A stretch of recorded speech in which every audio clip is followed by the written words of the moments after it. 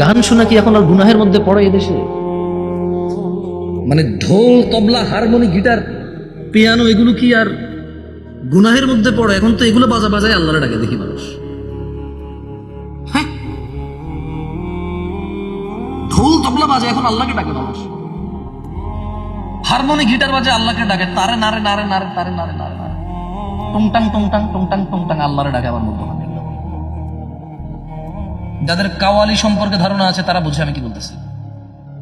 হ্যাঁ, যাদের কাওয়ালি সম্পর্কে ধারণা আছে ওরা বুঝতেছে আমি কি বলতেছি। এগুলো কি হারামের মধ্যে পড়ে নাকি? এখন মানে বাবা আর ছেলে দুইজন একই ঘরে শুয়ে আছে, ফজরে বেনামাজি, দুইজন কেউ কাউকে লজ্জা পায় না। এটা কি এখন আর লজ্জার মধ্যে পড়ে যে মানুষ কুফরি করে ফেলেছে, আল্লাহর সাথে শিরিক করে ফেলেছে? ওই যে ছেলেগুলো আমার ছোট ভাইরা দাঁড়ায় আছে, যারা আমাকে দেখতে আসছে বা শুনতে আসছে, ওরা তো শুক্রবার কালকে এই জন্য বৃহস্পতিবার রাতে শেভ করে। আল্লাহর রাসূলের সুন্নাহ যেটা ফরজ, রাখা ফরজ, এটা ওরা ফেলে দেয়। কারণ কালকে জুমা, পৃথিবীর সর্বশ্রেষ্ঠ দিন। কালকে জুমা পৃথিবীর সর্বশ্রেষ্ঠ দিন, আল্লাহর কাছে সবচেয়ে উত্তম দিন জুমা সপ্তাহের। এই উত্তম দিনকে কেন্দ্র করে ওরা শেভ করে।